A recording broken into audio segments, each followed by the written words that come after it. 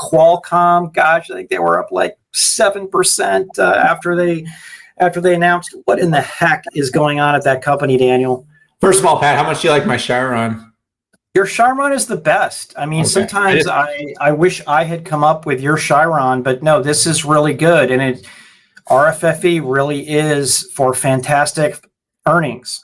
Yeah, I love that. And yeah, great close out there and great point about Intel. Don't rule them out. Don't rule them out. Look, Qualcomm, it's a couple things are happening here. One, the bellwether of 5G.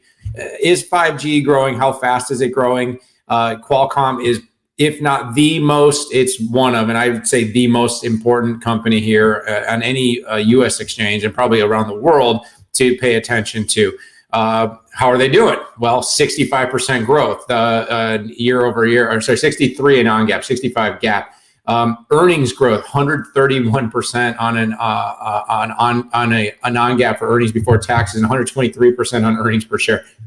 Triple digits, dude. Triple digits. Outstanding. First quarter for CA, Cristiano Amon, as fully minted CEO of the company. And what an opportunity to report that, Pat. So, first of all, that's just an overall momentum thing. We've been waiting years, 2019, 2020, 21.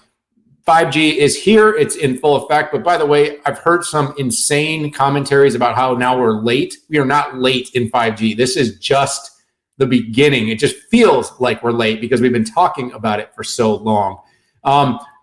There's really two things to break down here, Pat. The company splits its business into kind of two groups. It's QCT, which is the technology business, and it's QTL, which is the licensing business.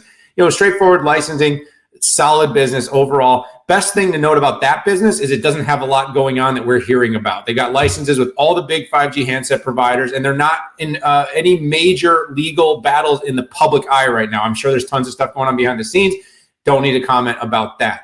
But QCT, Pat, handsets, 57%, RF front end, RFFE, 114% growth, nearing $1 billion in the third fiscal quarter. Automotive, 83%, IoT, 83% growth everywhere. So that handset business, which is what everyone knows Qualcomm for, is the chips that go inside your phone. It can be your iPhone, it might be your Samsung phone, it can be your Xiaomi, or whatever your device you're using. 57%, nearing $4 billion. But everybody kind of thought that's it. And so we've heard Cristiano Amon for like 3-4 years now, Pat. I remember sitting at a Mobile World Congress in Barcelona with you in one of those rooms when we used to go out in public and actually see people, and we'd listen to Cristiano talk about IoT and automotive, and we were like, yeah, okay, yeah, we'll see. Like handset company. Well, he was right. The company's been right. The bet's been right, and we, as we've continued to prognosticate that this would end up being successful, have been right. You and I have been right. Their IoT business, Pat, $1.4 billion this quarter. Automotive is starting to become of critical mass at 253. They are absolutely unseating the Qorvos and Broadcoms and Skyworks in the RF front end, which is a really difficult business. And Pat, almost 2.6 billion in non-handset revenue on the quarter. I mean, what great results. So overall, I want to try to leave a little bit here for you. It was only like 3 minutes. It was just really high paced and high energy. I'm getting a little tired here, but company looks really good, guiding really well going forward. 5G is on fire, but more than anything, what excites me is that Qualcomm is hedging itself. It's becoming really interesting and relevant in something that's not just handsets. And I think that's going to be really important for its long-term prospects. Yeah,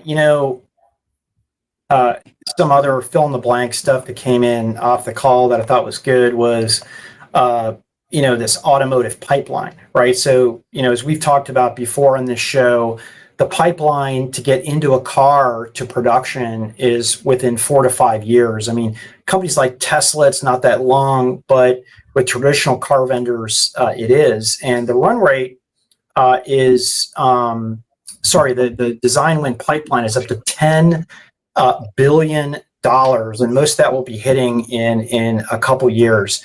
The other impressive thing that came out was on the 5G, the 8 series. More than half of the smartphone design wins are using the 8 series. So you can imagine the ASP compared to everywhere else. People think that it's Apple who owns the high end. Well, that's not true globally. necessarily, where, if you're going to be at the high end, you've got one chip choice, and that's Qualcomm. So everybody is going over there. And, I never like to say there's no blemishes on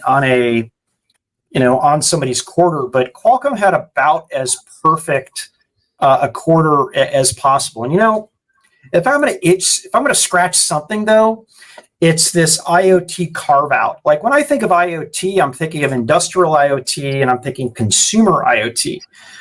What Qualcomm has also put in here is computing chips for tablets and PCs, and also edge networking. So I don't consider those Internet of Things, but I think Qualcomm, had to have a place to put this. I'd like to see them carve out, IoT in the traditional IoT sense, or I'm afraid that IoT sector could lose its meaning in the future, right? Because O-RAN's in there, PC parts for, HP laptops are in the IoT section. But hey, if I'm going to pick on anything, I had to bring up something. But with that said, a nearly perfect quarter, and typically you want to have the perfect quarter when you have a CEO leaving and a new CEO coming in. But this is a perfect quarter under the new CEO, Cristiano. So congratulations to Cristiano and the entire crew there at Qualcomm.